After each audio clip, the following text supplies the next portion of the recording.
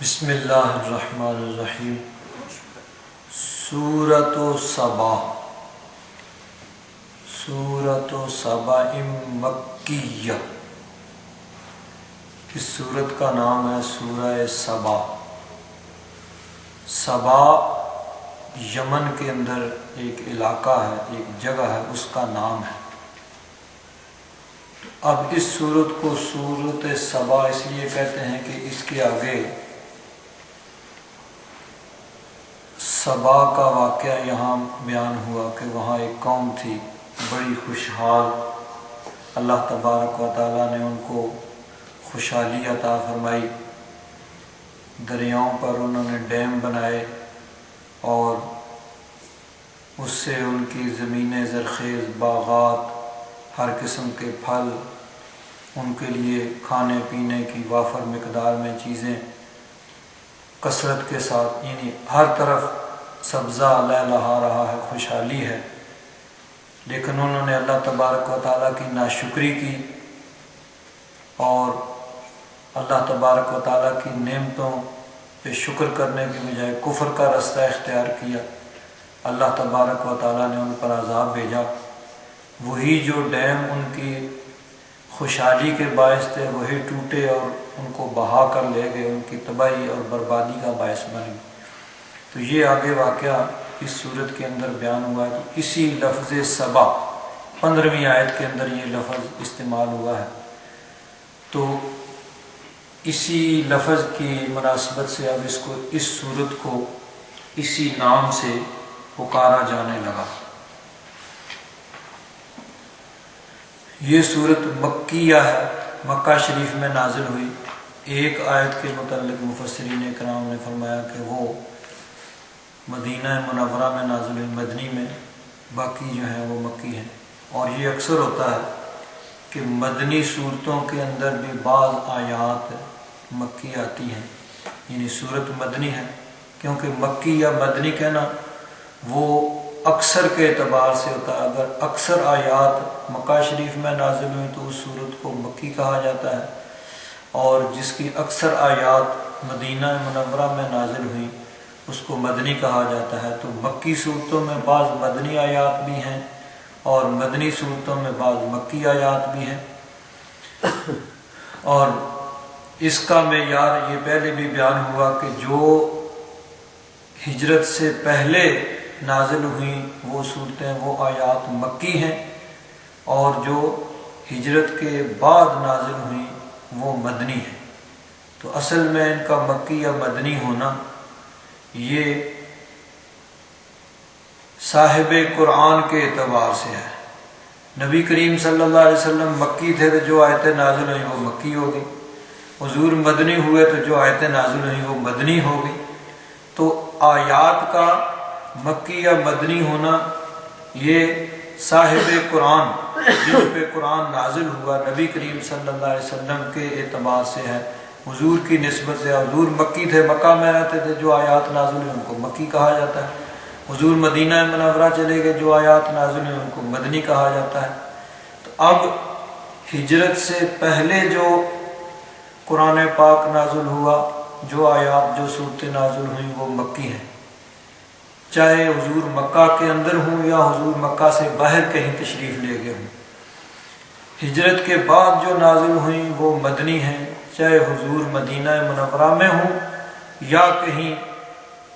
حضور سینکڑوں میل دور جہاد کے لیے اگر تبوک میں بھی تشریف لے گئے تو وہ سب آیات مدنی ہی شمار ہوں گی۔ تو یہ معیار ہوگا کہ ہجرت سے پہلے والی مکی ہیں اور بعد والی مدنی ہیں۔ تو یہ صورت مکہ میں نازل ہوئی۔ ایک آیت کے متعلق کہا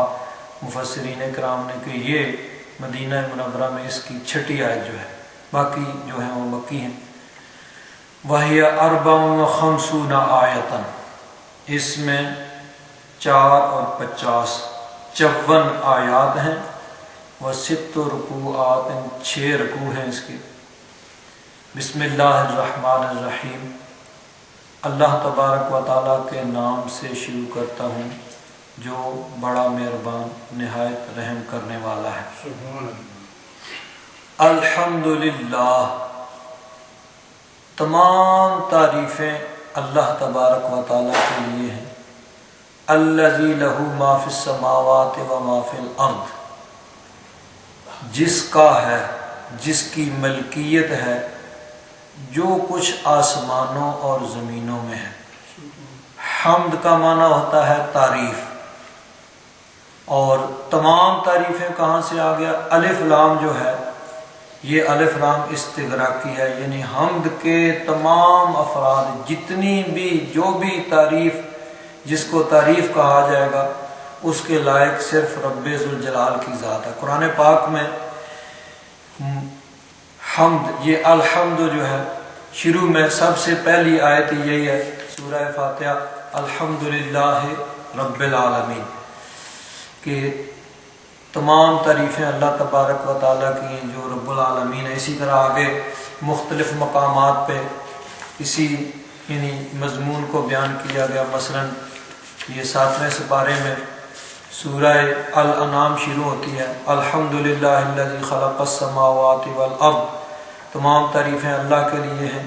جس نے آسمانوں اور زمینوں کو پیدا کیا۔ اور بھی مختلف مقامات پہ 15واں سپارہ ہے، سورہ کہف شروع ہوتی ہے، الحمدللہ الذی انزل علی عبدہ الکتاب، تمام تعریفیں اللہ تبارک و تعالیٰ کے لیے جس نے اپنے بندے پہ کتاب نازل فرمائی۔ اس سے پچھلی جو سورہ بنی اسرائیل ہے اس کی آخری آیت ہے، وَقُلِ الْحَمْدُ لِلَّهِ الَّذِي لَمْ يَتَّخِذْ وَلَدٍ، کہ محبوب کہہ دو تمام تعریفیں اللہ تبارک و تعالیٰ کے لیے ہیں جس نے اپنے لیے اولاد کو پسند نہیں کیا، وَلَمْ يَكُنْ لَهُ شَرِيكٌ فِي الْمُلْكِ، نہ اس ملک کے اندر، اس جہان کے اندر، یعنی اللہ تبارک و تعالیٰ کی تخلیق میں کوئی اس کا شریک ہے۔ وَلَمْ يَكُنْ لَهُ وَلِيٌّ مِّنَ الذُّلِّ، نہ اس کا کوئی مددگار ہے، یعنی وہ کمزور نہیں ہے کہ اس کو مددگار کی ضرورت پڑے۔ وَكَبِّرْهُ تَكْبِيرًا، اور اس کی بڑائی کو بیان کرو۔ تو اس مضمون کو اللہ تبارک و تعالیٰ نے قرآن پاک میں بہت سے مقامات پہ بیان فرمایا کہ تمام تعریفیں اللہ تبارک و تعالیٰ کے لیے ہیں۔ تو یہاں بھی فرمایا تمام تعریفیں اللہ تعالیٰ کے لیے ہیں، لہو ما فی السماوات و ما فی الارض، اس رب ذوالجلال کے لیے تمام تعریفیں ہیں جس کی ملکیت ہے جو کچھ آسمانوں اور زمینوں میں ہے۔ وَلَهُ الْحَمْدُ فِي الْآخِرَةِ، اور اسی کے لیے تعریف ہے آخرت میں۔ اب دیکھیے، پہلے کہہ دیا کہ تمام تعریفیں اللہ تبارک و تعالیٰ کے لیے ہیں، اب اس کی ضرورت کیوں پیش آئی کہ یہ کہا جائے کہ آخرت میں بھی اسی کی تعریف ہے؟ جب تعریفیں سب ہیں ہی اللہ تبارک و تعالیٰ کے لیے، تو دنیا ہو یا آخرت ہو ہر جگہ اسی کے لیے ہیں۔ تو یہ فرمایا کہ اسی کے لیے ہیں تمام تعریفیں آخرت میں۔ اب یہاں ایک اور چیز ہے، پہلے تو کہا الحمدللہ، الف لام استغراق کا آیا، یعنی تمام تعریفیں۔ الف لام نے یہ کہا کہ حمد، تعریف جو بھی ہے وہ اللہ تبارک و تعالیٰ کے لیے ہے، یعنی تمام تعریفیں۔ اب فرمایا وَلَهُ الْحَمْدُ فِي الْآخِرَةِ، کہ ایک تو الف لام آیا الحمد پہ جس کا معنی ہے تمام تعریفیں، اور فرمایا وَلَهُ الْحَمْدُ فِي الْآخِرَةِ۔ یہ عربی کا ایک قاعدہ ہے، تقدیم ما حقہ التاخیر، کہ جس چیز کو بعد میں آنا چاہیے تھا اس کو پہلے لے آیا جائے تو یہ مفید حصر ہوتا ہے، یعنی اس میں بند کر دیتا ہے کہ اس سے باہر کوئی نہیں ہے۔ تو الحمد لہو فی الآخرہ، اگر اس طرح ہوتا تو مانا ہوتا کہ آخرت میں بھی سب تعریفیں اسی کے لیے ہیں، لیکن ایک تو الف لام استغراق کا آیا، اور پھر لہو جس کو بعد میں آنا چاہیے تھا اس کو پہلے لایا، یہ اور حسر ہو گیا کہ آخرت میں بھی صرف اسی کی تعریف ہوگی۔ کیا مطلب؟ کہ دنیا میں تو دنیا داروں کی اور لوگوں کی بھی تعریفیں ہوتی ہیں، کچھ لوگ دنیا داروں کی اور جو تعریف کے مستحق نہیں ہوتے ہیں ان کی بھی تعریف کرتے ہیں، لیکن آخرت میں صرف رب ذوالجلال کی تعریف ہوگی، وہاں کسی اور کی تعریف نہیں ہوگی۔ وَلَهُ الْحَمْدُ فِي الْآخِرَةِ، حسر در حسر ہو گیا کہ آخرت میں صرف اسی کی تعریف ہوگی۔ دنیا میں بھی ساری تعریفوں کا وہی مستحق ہے، لیکن دنیا میں اور لوگوں کی بھی تعریف کی جاتی ہے، لیکن آخرت میں صرف اور صرف اسی کی تعریف ہوگی۔ یہاں ایک بات قابل غور ہے کہ اللہ تبارک و تعالیٰ نے فرمایا کہ آخرت میں صرف اسی کی تعریف۔ الف لام استغراق کا بھی آ گیا، اور لہو جس کو بعد میں آنا چاہیے تھا پہلے آ کے بھی یہ بتا دیا کہ یہ حسر ہے کہ صرف اور صرف اللہ تبارک و تعالیٰ کی تعریف آخرت میں ہوگی۔ اس کا مطلب یہ ہے کہ نبی کریم صلی اللہ علیہ وسلم کی تعریف بھی در حقیقت اللہ تبارک و تعالیٰ کی تعریف ہے۔ نبی کریم صلی اللہ علیہ وسلم کی تعریف حقیقت میں اللہ تبارک و تعالیٰ کی ہی تعریف ہے، کیونکہ ایک طرف تو اللہ تعالیٰ نے فرمایا والا الحمد فی الآخرہ، آخرت میں صرف اور صرف اسی کی تعریف ہوگی، اور دوسری طرف فرمایا عسیٰ ان یبعثک ربک مقاما محمودا، کہ محبوب وہ وقت آ رہا ہے کہ اللہ تبارک و تعالیٰ آپ کو مقام محمود پر فائز کرے گا۔ 15واں سپارہ ہے سورہ بنی اسرائیل، اللہ تبارک و تعالیٰ نے فرمایا عسیٰ ان یبعثک ربک مقاما محمودا، آیت نمبر یہ 79 ہے کہ محبوب وہ وقت آ رہا ہے جب آپ کو آپ کا رب مقام محمود پر فائز کرے گا۔ مقام محمود، اس کے متعلق مفسرین کرام نے لکھا کہ میدان قیامت میں اللہ تبارک و تعالیٰ اپنے محبوب کو ایک خاص مقام پہ فائز کرے گا، اور ساری مخلوق نبی کریم صلی اللہ علیہ وسلم کی تعریف کرے گی۔ تو ایک طرف تو اللہ تبارک و تعالیٰ نے فرمایا کہ ساری تعریفیں والا الحمد فی الآخرہ، آخرت میں صرف اور صرف اسی کی تعریف ہوگی، اور دوسری طرف فرمایا کہ محبوب ہم آپ کو مقام محمود پر فائز کریں گے، یعنی آپ ایسے بلند مقام پہ فائز ہوں گے کہ سب اہل محشر آپ کی تعریف کریں گے۔ تو گویا نبی کریم صلی اللہ علیہ وسلم کی تعریف در حقیقت اللہ تبارک و تعالیٰ کی ہی تعریف ہے۔ تو ہم دنیا میں نبی کریم صلی اللہ علیہ وسلم کی نعت شریف پڑھتے ہیں، کچھ لوگ اس کو پسند نہیں کرتے، نہیں بھائی اس کی کیا ضرورت ہے، نعت خوانی سے ان کو چڑ ہوتی ہے، ان کو تکلیف ہوتی ہے، حالانکہ یہ بھی اللہ تبارک و تعالیٰ کی ہی تعریف ہے کہ اللہ نبی کریم صلی اللہ علیہ وسلم کی تعریف در حقیقت اللہ تبارک و تعالیٰ کی تعریف ہے۔ اور یہ بھی ہے کہ دنیا میں کسی کی جو بھی تعریف کی جائے گی، نبی کریم صلی اللہ علیہ وسلم کے پاس اپنا تو کچھ نہیں ہے، جو کچھ دیا ہے وہ اللہ تبارک و تعالیٰ کا دیا ہے۔ تو نبی کریم صلی اللہ علیہ وسلم کی تعریف بھی در حقیقت اللہ تبارک و تعالیٰ کی ہی تعریف ہے۔ کہ اگر ہم کہیں نبی کریم صلی اللہ علیہ وسلم کی بڑی بلند شان ہے،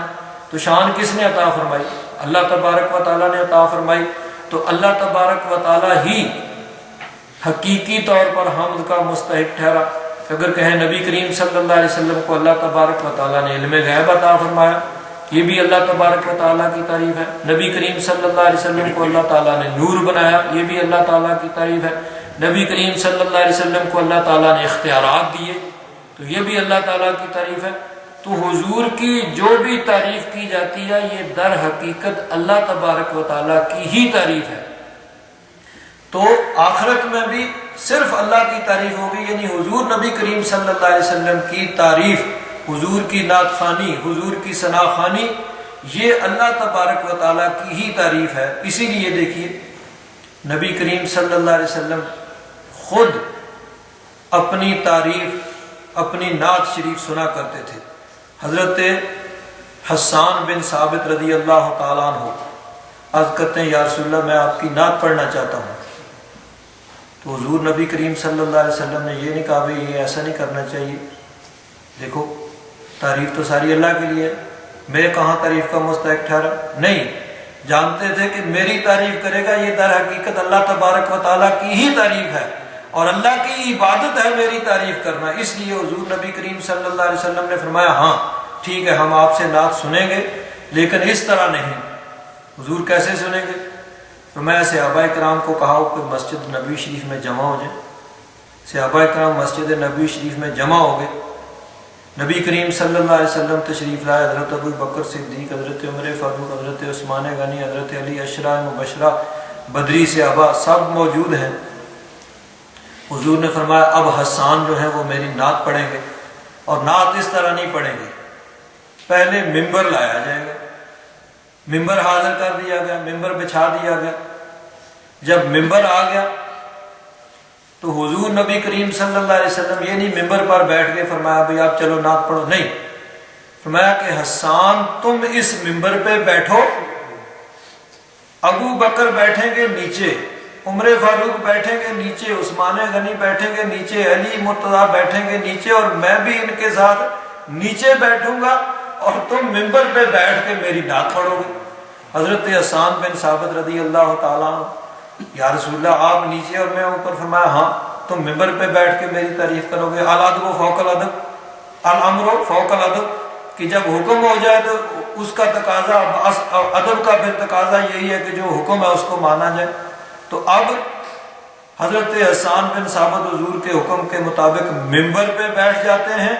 اور نبی کریم صلی اللہ علیہ وسلم صحابہ اکرام کے ساتھ نیچے بیٹھے ہوئے ہیں۔ اب حضور تعریف سنتے ہیں، حضرت حسان بن ثابت پھر کہتے ہیں وَأَحْسَنُ مِنْكَ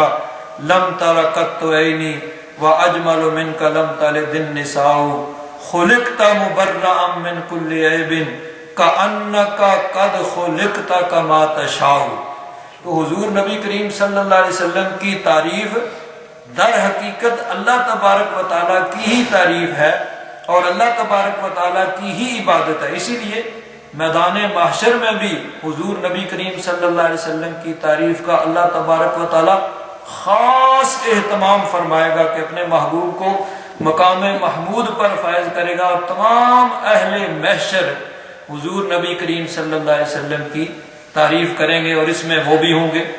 جو دنیا میں چڑھتے ہیں، منہ بناتے ہیں، جو روکتے ہیں، وہ بھی ان میں شامل ہوں گے، وہاں تو سب ان میں شامل ہوں گے، سب اہل محشر حضور نبی کریم صلی اللہ علیہ وسلم کی تعریف کریں گے۔ اور اگر اہل محبت سے اگر پوچھا جائے تو اہل محبت تو یہ کہتے ہیں کہ اللہ تبارک و تعالیٰ کو تو یہ بزم محشر سجانے کی ضرورت ہی نہیں ہے، اللہ تبارک و تعالیٰ تو سب چیزوں کو جانتا ہے، فرشتوں نے سب کچھ لکھا ہوا ہے، اور وہاں کسی کو اعتراض کی مجال بھی نہیں ہوگی۔ دنیا میں تو لوگ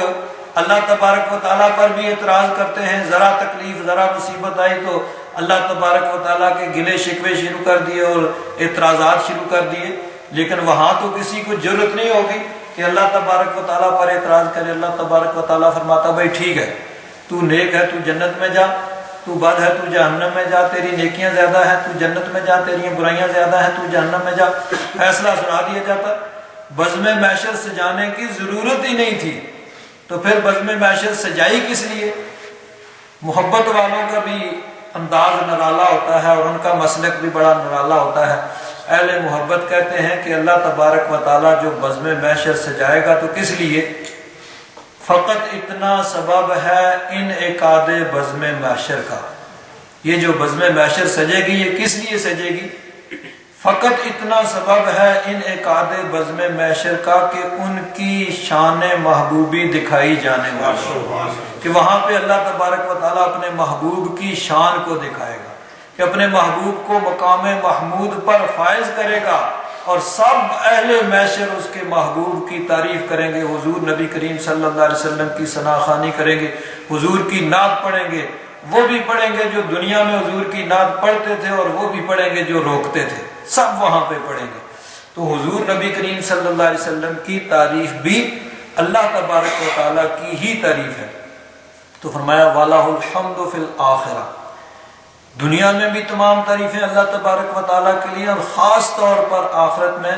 سب تعریفیں اسی کی ہوں گی۔ وَهُوَ الْحَكِيمُ الْخَبِيرُ، اور وہ حکیم و خبیر ہے، حکمت والا ہے، اور ہر چیز کی خبر بھی رکھتا ہے۔ یعلم ما یلج فی الارض، وہ جانتا ہے جو کچھ آسمان میں جاتا ہے، والا جیالے جو داخل ہونا، جو آسمان میں داخل ہوتا ہے، وما یخرج منہا، اور جو آسمان سے نکلتا ہے، وما ینزل من السماء وما یعرج فیہا، جو آسمان سے اترتا ہے اور جو آسمان کی طرف چڑھتا ہے، وَهُوَ الرَّحِيمُ الْغَفُورُ، اور وہ اچھا جی میرے خیال کے مطابق تو ترجمہ کر دیا، یعلم ما یلج فی الارض، وہ جانتا ہے جو آسمان میں داخل ہوتا ہے، وما یخرج منہا، جو آسمان سے نکلتا ہے، وما ینزل من السماء، جو آسمان سے اترتا ہے، وما یعرج فیہا، جو اس کی طرف چڑھتا ہے۔ یعنی آسمان میں، آسمان سے وحی اترتی ہے، فرشتے اترتے ہیں، رزق اترتا ہے، اور آسمان کی طرف روحیں جاتی ہیں، فرشتے واپس جاتے ہیں، اور بہت سی چیزیں مفسرین کرام نے بیان فرمائی۔ تو جو کچھ بھی آسمانوں سے آتا ہے، جو کچھ جاتا ہے، سب رب ذوالجلال اس کو جانتا ہے۔ وَهُوَ الرَّحِيمُ الْغَفُورُ، اور وہ رحیم اور غفور ہے، رحم فرمانے والا ہے اور بخشنے والا ہے۔ یعنی دنیا والے جو کچھ اعمال کر رہے ہیں، اس کا تقاضا تو یہ تھا کہ ان کے اعمال کی وجہ سے ان کو فوراً نیست و نابود کر دیا جائے، لیکن اللہ تبارک و تعالیٰ نے ہمیں مہلت عطا فرمائی اور ہمیں توبہ کی، اللہ تبارک و تعالیٰ نے مہلت دی، بھئی ہاں معافی مانگ لو، اور جو معافی مانگتا ہے اس کو بخش بھی دیتا ہے۔ تو اللہ تبارک و تعالیٰ رحیم بھی ہے اور غفور بھی ہے، رحم فرمانے والا ہے اور بخشنے والا ہے۔ وقال الذین کفروا، اور کافروں نے کہا، لا تأتینا الساعہ، ہم پر قیامت نہیں آئے گی۔ الساعۃ، اس کا معنی ہوتا ہے ایک لحظہ، ایک لمحہ، ایک گھڑی، تھوڑا سا وقت۔ اب یہ خاص طور پر لفظ الساعہ قیامت کے لیے استعمال کیا جاتا ہے۔ تو کافروں نے کہا کہ قیامت نہیں آئے گی، ان کے نزدیک قیامت ناممکن تھی، ناممکن، امپاسبل، کہ قیامت آ ہی نہیں سکتی۔ وجہ کیا ہے؟ وہ کہتے کہ دیکھو، انسان جب مر جاتا ہے تو مرنے کے بعد انسان کو قبر میں دفنا دیا جاتا ہے۔ عام طور پر یہی ہوتا ہے کہ قبر میں انسان کو دفنایا جاتا ہے، کچھ مذہب والے جلا دیتے ہیں، کہیں کوئی مردہ ہوتا ہے کہ کسی کو درندے کھا گئے، کوئی پانی میں ڈوب گیا، بہرحال وہ ایکسیپشنل کیس ہیں،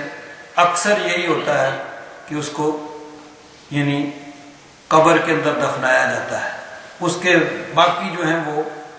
کم ہیں، یہ کچھ لوگ جلاتے ہیں، اور کچھ وہ ہیں جن کو قبر یعنی نہیں نصیب ہوتی، کہ درندے کھا گئے، کہیں ایسی جگہ یعنی وہ مر گیا کہ کوئی اس کو دفنانے والا نہیں ہے، یا کوئی پانی میں ڈوب گیا، آگ میں جل گیا، وغیرہ وغیرہ۔ بہرحال وہ کم ہے، اکثر یہی ہوتا ہے کہ انسان جب مر جاتا ہے تو اس کو قبر کے اندر دفنایا جاتا ہے۔ تو وہ کہتے ہیں کہ دیکھو، انسان مر جاتا ہے تو اس کو قبر میں دفنا دیا جاتا ہے۔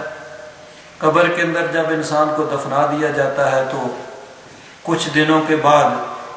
اس کا جسم جو ہے، گوشت وغیرہ ختم ہو جاتا ہے، ہڈیاں ہی ہڈیاں رہ جاتی ہیں۔ وقت گزرنے کے ساتھ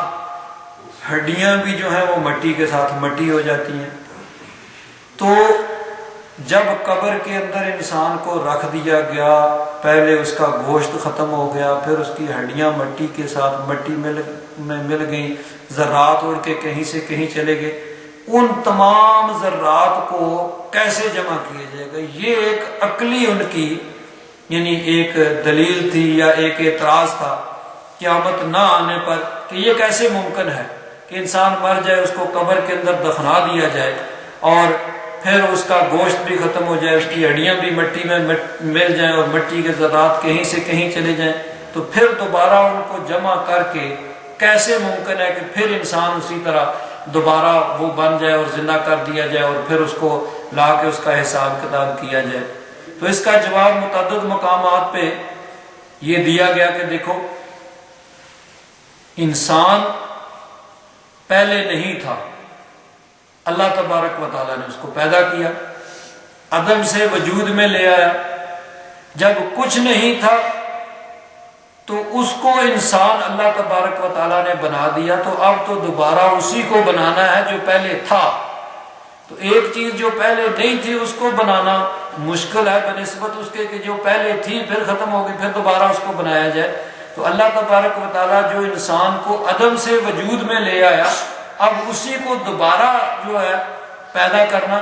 یہ اس کے لیے مشکل نہیں ہے۔ جو پہلے اس سے زیادہ مشکل کام تھا وہ تو رب ذوالجلال نے کر لیا کہ انسان کو عدم سے وجود میں لے آئے۔ یہاں پہ ایک اور انداز میں فرمایا قل، محبوب کہہ دو، بلا، کیوں نہیں، ضرور آئے گی قیامت، وَرَبِّی، میرے رب کی قسم، لَتَأْتِيَنَّكُمْ، کتنی تاکیدیں یعنی ذکر کی، قل، محبوب کہہ دو، بلا، کیوں نہیں، وَرَبِّی، میرے رب کی قسم، لَتَأْتِيَنَّكُمْ، لام تاکید با نون تاکید ثقیلہ، یعنی یہ وہاں بولا جاتا ہے کہ ضرور بے ضرور، لَتَأْتِيَنَّكُمْ، ضرور بے ضرور قیامت تم پہ آئے گی، عالم الغیب، میرا رب جو عالم الغیب ہے،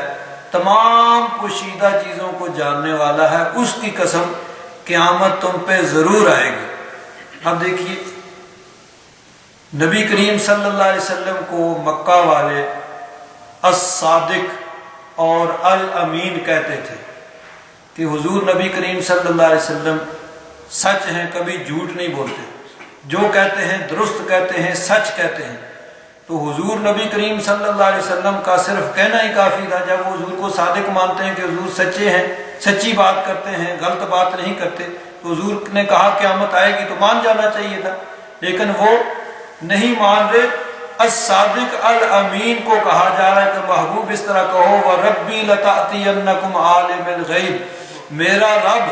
جو عالم الغیب ہے اس کی قسم قیامت تم پہ ضرور بے ضرور آئے گی۔ اتنی تاکید کے ساتھ اللہ تبارک و تعالیٰ اپنے محبوب کو حکم دیتا ہے کہ محبوب اس طرح کہو کہ میرے رب کی قسم جو عالم الغیب ہے، ضرور بے ضرور تم پر قیامت آئے گی۔ لا یعزب عنہ مثقال ذرۃ، اب ان کے اس کے اعتراض کا جواب دیا جا رہا ہے کہ وہ ذرات انسان کے جب اڑ جائیں گے، مٹی میں مل جائیں گے تو ان کو کیسے اکٹھا کیا جائے گا؟ فرمایا لا یعزب عنہ مثقال ذرۃ فی السماوات ولا فی الارض، نہیں پوشیدہ اس سے ذرہ کے برابر بھی کوئی چیز آسمانوں اور زمینوں میں۔ وہ ذرات اڑ کے کہاں چلے جائیں گے؟ اللہ تبارک و تعالیٰ کی مخلوق سے باہر تو کہیں نہیں جا سکتے نا، اللہ تبارک و تعالیٰ کی اسی کائنات کے اندر ہی رہیں گے، تو اللہ تبارک و تعالیٰ سے کوئی چیز پوشیدہ نہیں ہے۔ لا یعزب عنہ مثقال ذرۃ فی السماوات ولا فی الارض، ذرہ کے برابر بھی کوئی چیز آسمانوں اور زمینوں میں اس سے پوشیدہ نہیں ہے۔ ولا اصغر من ذلک ولا اکبر، نہ اس سے چھوٹی کوئی چیز نہ اس سے بڑی کوئی چیز، الا فی کتاب مبین، صرف یہی نہیں کہ اس سے پوشیدہ نہیں بلکہ رب ذوالجلال نے اس کو کتاب مبین، یہ لوح محفوظ میں اس کو لکھا ہوا ہے، ہر چیز کو، ہر چیز لوح محفوظ کے اندر اللہ تبارک و تعالیٰ نے لکھی ہوئی ہے، تو پھر اس سے کوئی چیز کیسے پوشیدہ ہو سکتی ہے؟ اور اس کے لیے، اس قادر مطلق کے لیے پھر انسان کو دوبارہ زندہ کر کے حاضر کرنا اور میدان معاشر میں سب کو لانا کہاں مشکل ہو جائے گا۔ اگلی آیات دو جو ہیں ان میں قیامت کا سبب بیان کیا جا رہا ہے کہ قیامت کا آنا کیوں ضروری ہے۔ قیامت کا آنا اس لیے ضروری ہے کہ دنیا میں ہر انسان کو اس کے اعمال کا پورا بدلہ جو ہے وہ نہیں ملتا، کبھی تھوڑا بہت ہو جاتا ہے کہ مثلا کوئی انسان بہت برائی کرتا ہے، اس کو تھوڑی بہت سزا ملتی ہے، تو دنیا والوں کے نزدیک تو وہی کچھ ہے کہ ایک آدمی 40 50 60 سال جو ہے وہ ظلم کرتا رہا، زیادتی کرتا رہا، بالآخر پولیس نے اس کو پکڑ کے سلاخوں کے پیچھے بند کر دیا، تو انہوں نے کہا جی اس نے اپنے کیے کی جزا پا لی۔ یہ کیے کی جزا نہیں ہے، یہ تو ایک یعنی آٹے میں نمک کے برابر بھی نہیں ہے۔ دنیا والوں کے نزدیک تو یہی ہے نا جی، جو 40 سال تک لوگوں پر ظلم کرتا رہا، اس کو پکڑ کے پولیس کے نے سلاخوں کے پیچھے بند کر دیا، تو بس جی اس نے اپنے کیے کی سزا پا لی۔ یہ کیے کی سزا نہیں ہے۔ اسی طرح ایک آدمی وہ اللہ تبارک و تعالیٰ کے حکم کے مطابق چلتا ہے، اللہ تبارک و تعالیٰ اپنے فضل و کرم سے اس کو اگر دنیا میں بھی عطا فرماتا ہے تو یہ اس کا فضل و کرم ہے، اصل اللہ تبارک و تعالیٰ جزا آخرت میں عطا فرمائے گا۔ تو دنیا کے اندر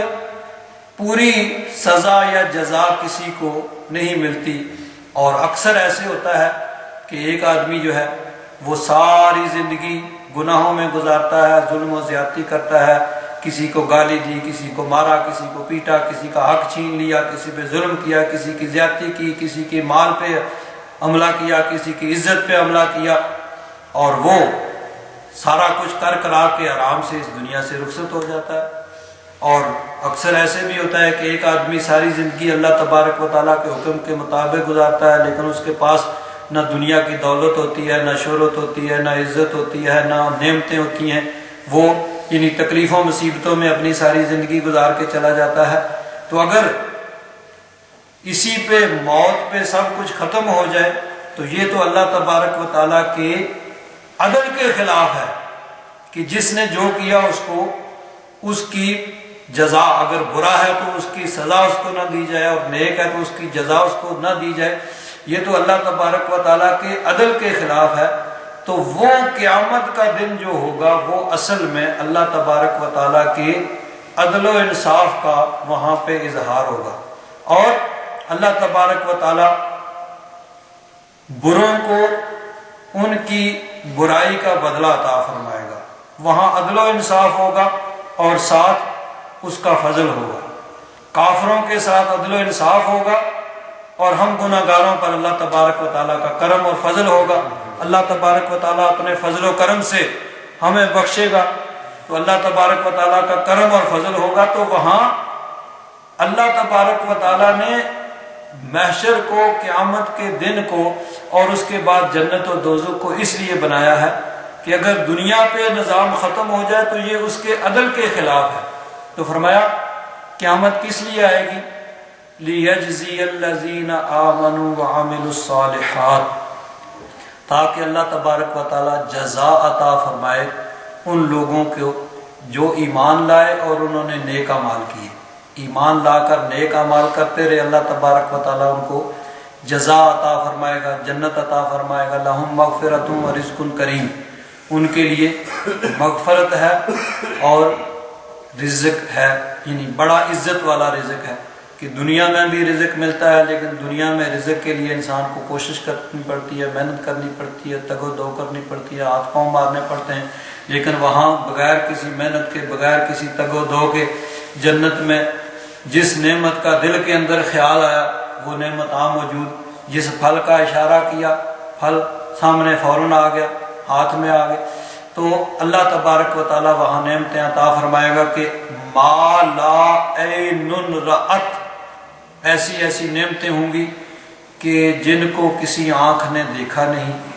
ولا اذن سمعت، نہ کسی کان نے سنا ان کے بارے میں، ولا خطر علی قلب بشر،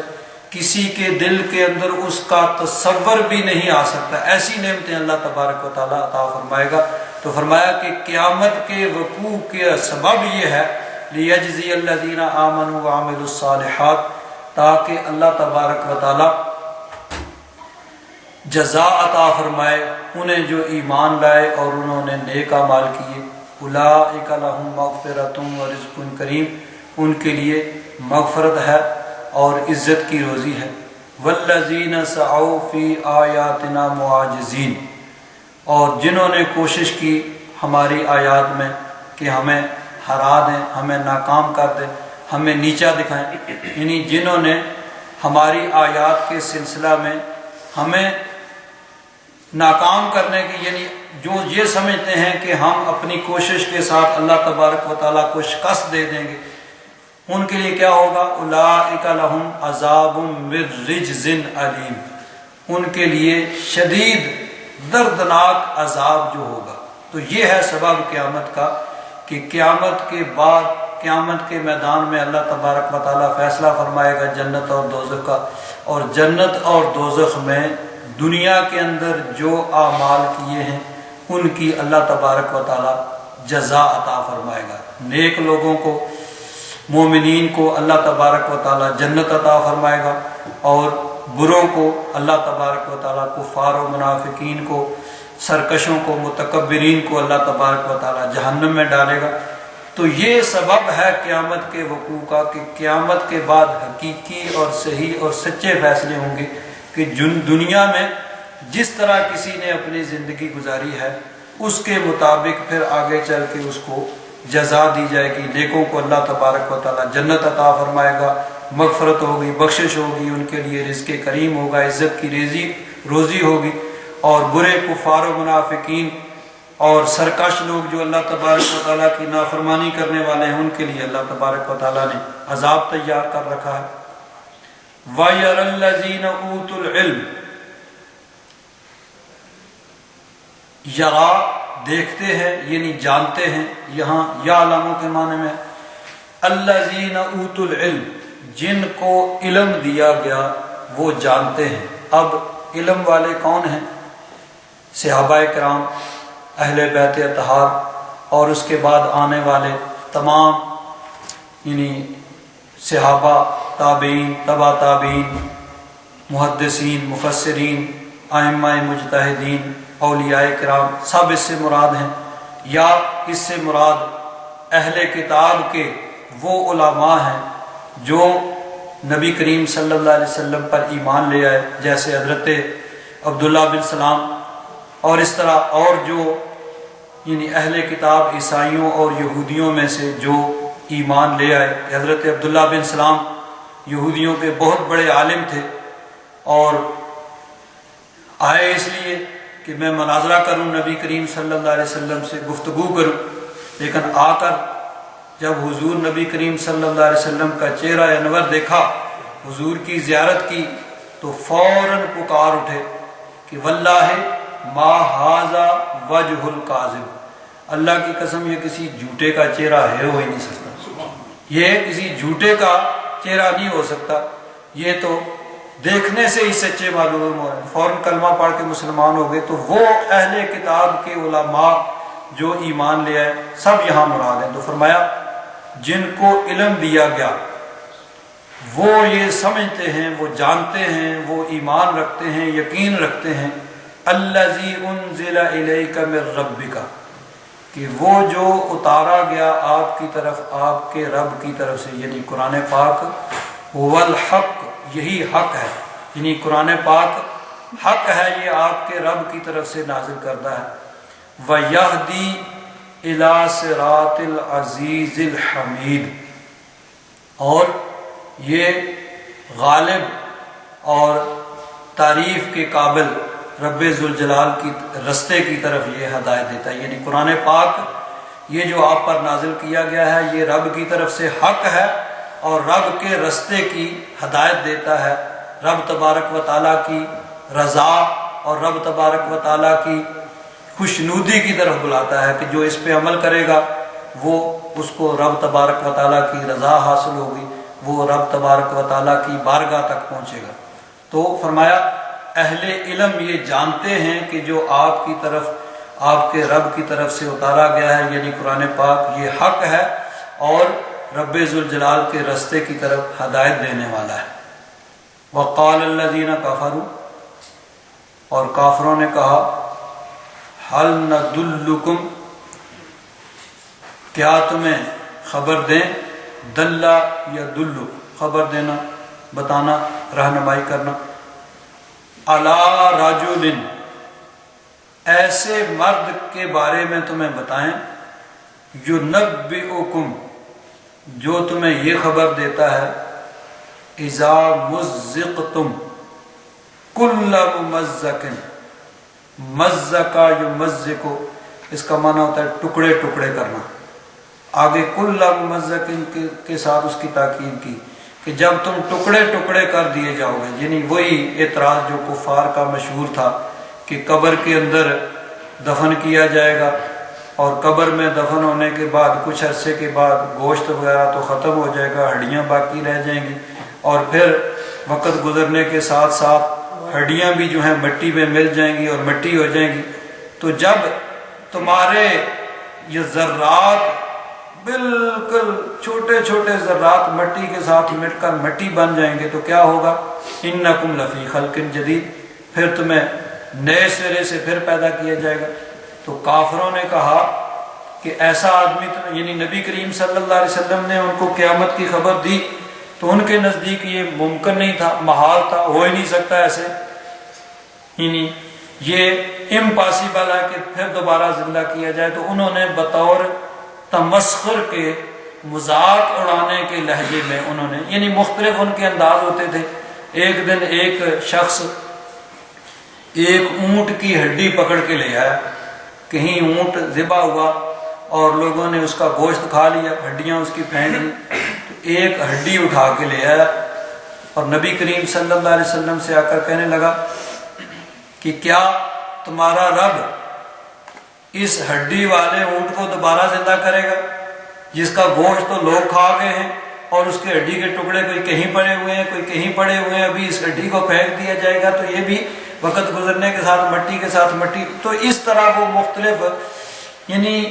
ان کے خیال میں چونکہ ناممکن تھی تو وہ تمسخر کے طور پر، مذاق کے طور پر اس طرح کی بات وہ کیا کرتے تھے۔ تو انہوں نے کہا کہ کیا ہم تمہیں ایسے مرد کے بارے میں نہ بتائیں کہ تمہیں جو یہ بتاتا ہے، یہ خبر دیتا ہے کہ جب تم بالکل ٹکڑے ٹکڑے کر دیے جاؤ گے، تمہارا جسم جو ہے ہڈیاں بھی گل جائیں گی، تو پھر تمہیں دوبارہ زندہ کیا جائے گا۔ یہاں ایک بات قابل غور ہے، پہلے اس پہ ذرا تھوڑی سی بات ہو جائے پھر آگے چلتے ہیں۔ کافروں نے کیا کہا؟ ہل ندلکم علی رجل، تمہیں ایسے رجل، ایسے مرد کے بارے میں بتائیں۔ تو معلوم ہوا کہ نبی کریم صلی اللہ علیہ وسلم کو عامیانہ لفظ کے ساتھ بلانا، پکارنا یا ذکر کرنا حضور نبی کریم صلی اللہ علیہ وسلم کا اس انداز میں، جس طرح کسی عام آدمی کا ذکر کیا جاتا ہے، اس انداز میں نبی کریم صلی اللہ علیہ وسلم کا ذکر کرنا یہ کفار کا طریقہ ہے۔ کافر نبی کریم صلی اللہ علیہ وسلم کو عمومی یا یعنی معمولی الفاظ یا حقیر الفاظ کے ساتھ معاذ اللہ نبی کریم صلی اللہ علیہ وسلم کا ذکر کیا کرتے تھے۔ یعنی وہ انہوں نے بطور حقارت کے کہا کہ رجل، ایسا مرد جو تمہیں یہ خبر دیتا ہے۔ اور صحابہ کرام کا کیا طریقہ تھا؟ صحابہ کرام حضور کی بارگاہ میں اس طرح کرتے، فدا کا ابی و امی یا رسول اللہ، یا رسول اللہ، یا حبیب اللہ، اس طرح کے الفاظ کے ساتھ وہ نبی کریم صلی اللہ علیہ وسلم کو پکارا کرتے تھے، حضور نبی کریم صلی اللہ علیہ وسلم کا ذکر کیا کرتے تھے۔ قال رسول اللہ صلی اللہ علیہ وسلم، یعنی وہ حضور نبی کریم صلی اللہ علیہ وسلم کا ادب اور احترام کے ساتھ ذکر کیا کرتے تھے۔ عامیانہ الفاظ یا معمولی الفاظ کے ساتھ نبی کریم صلی اللہ علیہ وسلم کا ذکر کرنا یہ کفار کا طریقہ ہے کہ کافر وہ اس طرح کے معمولی الفاظ کے ساتھ ذکر کیا کرتے تھے۔ اللہ تبارک و تعالیٰ نے ایمان والوں کو اس چیز سے منع کیا ہے کہ اللہ تبارک و تعالیٰ نے فرمایا، اے ایمان والو، یعنی نبی کریم یہ 18واں سپارہ ہے اور سورۃ النور کا آخری رکوع ہے، آخری سے پہلی آیت ہے، لا تجعلوا دعاء الرسول بینکم کدعاء بعضکم بعضا، کہ نبی کریم صلی اللہ علیہ وسلم کو پکارنا یا حضور کا ذکر اس طرح نہ کرو جس طرح تم آپس میں ایک دوسرے کو پکارتے ہو یا ایک دوسرے کا ذکر کرتے ہو۔ نبی کریم صلی اللہ علیہ وسلم کا اس انداز میں ذکر نہیں، بلکہ نبی کریم صلی اللہ علیہ وسلم کو ادب کے ساتھ، احترام کے ساتھ، اسی لیے دیکھیے نبی کریم صلی اللہ علیہ وسلم کا جن کے ساتھ رشتہ تھا وہ ان رشتوں سے نہیں پکارتے تھے۔ حضور نبی کریم صلی اللہ علیہ وسلم کے حضرت ابو بکر صدیق، حضرت عمر فاروق حضور کے سسر ہیں، لیکن وہ بھی حضور کو یا رسول اللہ کہہ کے پکارتے تھے۔ یہ نہیں کہ ہمارے یہ داماد ہیں، چلو کوئی بات نہیں، داماد بیٹے کی جگہ ہوتا ہے تو ہم ان کو نام لے کر پکارتے ہیں، نہیں، حضور کو وہ بھی یا رسول اللہ کہہ کے پکارتے تھے، یا حبیب اللہ۔ اور حضرت عباس حضور کے چچا ہیں، حضرت حمزہ حضور کے چچا، تو یہ نہیں کہ بھتیجا بیٹے کی طرح ہوتا ہے تو وہ حضور کا نام لے کر پکاریں، وہ بھی حضور کو یا رسول اللہ کہہ کے پکارا کرتے تھے۔ تو رشتے، چاہے کوئی رشتے میں بڑا ہے، باپ کی جگہ ہے، وہ بھی نبی کریم صلی اللہ علیہ وسلم کو ادب کے ساتھ اور احترام کے ساتھ پکارا کرتے تھے۔ صحابہ کرام کا طریقہ تو یہی ہے کہ وہ صحابہ کرام حضور نبی کریم صلی اللہ علیہ وسلم کو ادب اور احترام کے ساتھ پکارا کرتے تھے۔ ہاں کفار کا طریقہ یہ ہوتا تھا کہ وہ انبیاء کرام کو عام بلکہ حقارت کے ساتھ، عام لفظوں کے ساتھ، جس طرح دیکھیے قرآن پاک میں انبیاء کرام کے واقعات اللہ تبارک و تعالیٰ نے بیان فرمائے۔ حضرت نوح علیہ السلام کا واقعہ بیان کیا۔ حضرت نوح علیہ السلام نے ان کو دعوت دی اللہ تبارک و تعالیٰ کی توحید کی، تو فقال الملأ الذین کفروا من قومہ ما ھذا الا بشر مثلکم، کافر جو تھے سردار کہنے لگے کیا ہے، تم جیسا ہی بشر ہے، یعنی تمہارے جیسا ہی ہے، تم اس کے پیچھے کیوں لگو گے؟ یرید ان یتفضل علیکم، ذرا شہرت چاہتا ہے، تم پہ برتری حاصل کرنا چاہتا ہے۔ حضرت ہود علیہ السلام آپ نے دعوت دی تو کیا ہوا؟ وقال الملأ من قومه الذين كفروا وكذبوا بلقاء الآخرة وترفناهم في الحياة الدنيا ما هذا الا بشر مثلكم، وہ جو بڑے بڑے سردار تھے جن کے پاس دنیاوی نعمتیں تھیں اور سرداریاں تھیں، وہ کہنے لگے تم جیسا ہی انسان ہی ہے نا، تم جیسا بشر ہی ہے۔ یاکل مما تاکلون منہ ویشرب مما تشربون، جس طرح تم کھاتے ہو اسی طرح کھاتا ہے، جس طرح تم پیتے ہو اسی طرح پیتا ہے۔ وَلَئِنْ أَطَعْتُمْ بَشَرًا مِثْلَكُمْ إِنَّكُمْ إِذًا لَخَاسِرُونَ، اپنے ہی جیسے بشر کے پیچھے لگ گئے تو پھر تو بڑے نقصان میں ہوگے۔ تو یہ کفار کا طریقہ ہے کہ نبی کریم صلی اللہ علیہ وسلم کو اس طرح عامیانہ الفاظ کے ساتھ حضور نبی کریم صلی اللہ علیہ وسلم کا ذکر کیا جائے۔ اہل جو محبت ہیں صحابہ اکرام، تابعین، تبع تابعین اور ائمہ مجتہدین سے لے کر آج تک اہل محبت جو ہیں حضور نبی کریم صلی اللہ علیہ وسلم کا ادب کے ساتھ، احترام کے ساتھ، حضور کا نام جہاں آ جاتا ہے وہاں دل بھی جھک جاتے ہیں اور سر بھی جھک جاتے ہیں۔ یہ طریقہ اہل محبت کا۔ تو یہ کفار کا طریقہ ہے کہ انہوں نے حضور نبی کریم صلی اللہ علیہ وسلم کو ایک عام لفظ کے ساتھ کہا کہ ایسا رجل، ایسا مرد جو تمہیں یہ بتاتا ہے، یہ کہتا ہے کہ تم جب ٹکڑے ٹکڑے ہو جاؤ گے تو پھر تمہیں نئے سرے سے پیدا کیا جائے گا۔ آگے انہوں نے کہا افترا علی اللہ کذبا ام بہ جنہ، یا تو اس نے جھوٹ بولا ہے، یعنی جھوٹی بات کی ہے، اپنے طرف سے ایک بات گھڑ کے اس کو اللہ تبارک و تعالیٰ کی طرف منسوب کر دیا ہے، ام بہ جنہ، یا اس کو جنون ہے، یعنی عقل کام نہیں کرتی ہے۔ یعنی دو انہوں نے اس کی پاسبلٹیز مخلق ایدن، دو انہوں نے ممکنہ سبب بیان کیے کہ یہ جو قیامت کا کہہ رہے ہیں کہ قیامت آئے گی، دوبارہ زندہ کیا جائے گا اور پھر سب لوگوں کو پیش کر کے حساب کتاب کیا جائے گا، یہ چیز تو ناممکن ہے، یہ تو ہو نہیں سکتی۔ اگر نہیں ہو سکتی تو پھر یہ کیوں کہہ رہے ہیں؟ انہوں نے کہا اس کی وجہ یہ ہے، یا تو یہ ہے کہ یہ جھوٹ بول رہے ہیں، یا یہ ہے کہ ان کا دماغ کام نہیں کرتا اس لیے ایسی بات کر رہے ہیں۔ اب کفار جو ہیں وہ صرف ہٹ دھرمی کی وجہ سے، ضد کی وجہ سے، اناد کی وجہ سے ایسی بات کر رہے ہیں، ورنہ وہ بھی جانتے تھے کہ نبی کریم صلی اللہ علیہ وسلم نے کبھی جھوٹ نہیں بولا۔ وہ سب حضور نبی کریم صلی اللہ علیہ وسلم کو الصادق والامین کہا کرتے تھے، اور یہ بھی جانتے تھے کہ حضور نبی کریم صلی اللہ علیہ وسلم سے زیادہ سمجھدار، عقل مند مکہ میں کوئی شخص نہیں ہے۔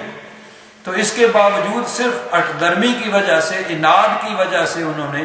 یہ کہا کہ یہ جو بات کر رہے ہیں کہ قیامت آئے گی، یا تو یہ جھوٹ بول رہے ہیں یا یعنی ان کی عقل کام نہیں کرتی، ان کو جنون ہو گیا ہے۔ اللہ تبارک و تعالیٰ نے اس کا جواب دیا، بل الذین لا یؤمنون بالآخرۃ فی العذاب والضلال البعید، نہیں بلکہ بات یہ ہے کہ جو آخرت پر ایمان نہیں لاتے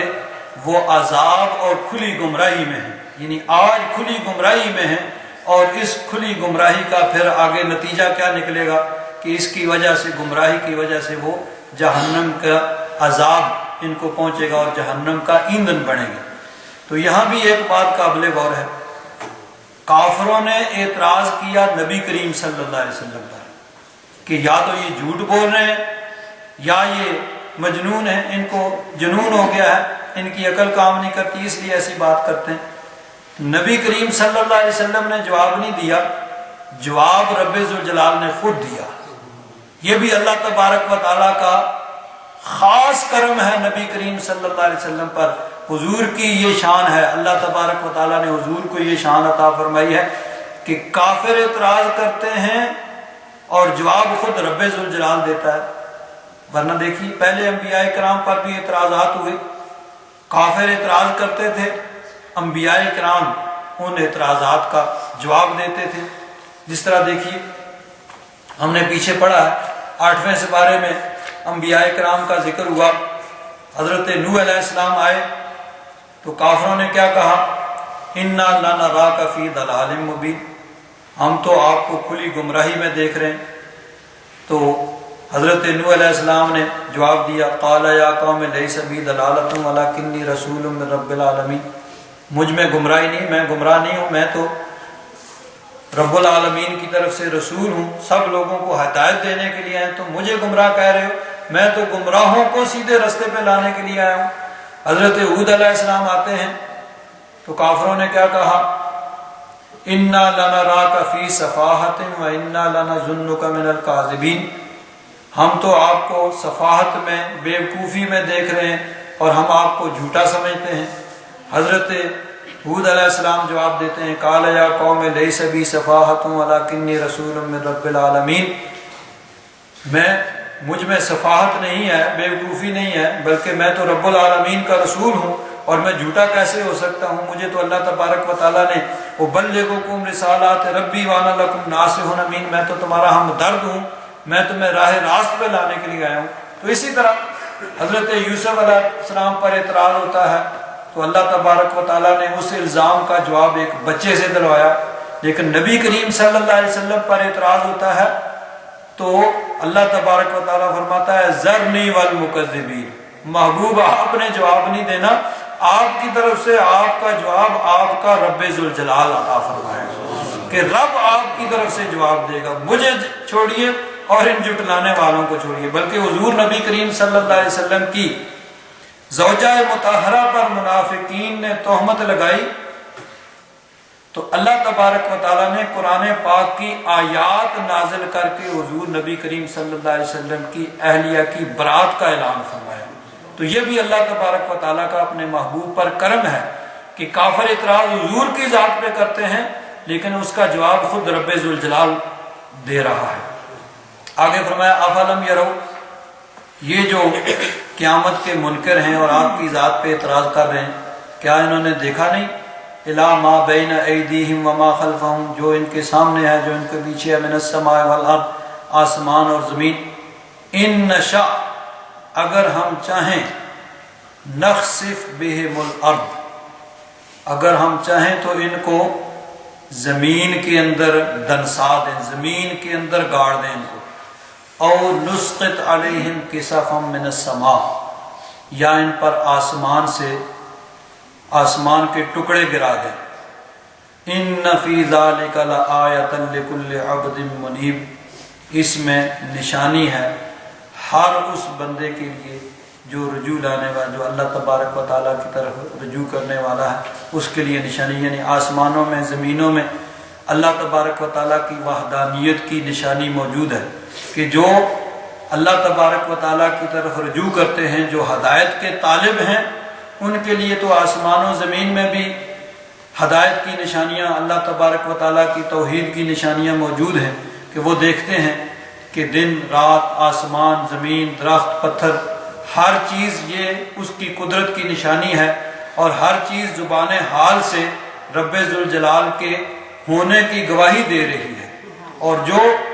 اس کو نہیں مانتے، جو ہدایت کے طالب نہیں ہیں، وہ کہتے ہیں یہ سب کچھ خود بخود ہی ہو رہا ہے، خود بخود ہی آسمان بن گیا، زمین بن گئی، درخت ہو گئے، بارش ہو جاتی ہے، ہوا چلتی ہے،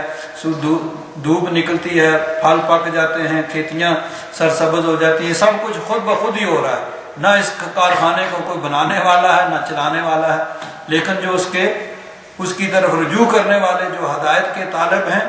ان کو اسی کارخانہ کائنات کے اندر ہی اس کی ذات کی نشانیاں نظر آ رہی ہیں، انہی کو دیکھ کر وہ اس کی ذات پہ دلالت کرتے ہیں کہ ہاں یہ چیزیں گواہی دیتی ہیں کہ کوئی ہے جس نے ان کو بنایا ہے اور جو ان کو چلا رہا ہے۔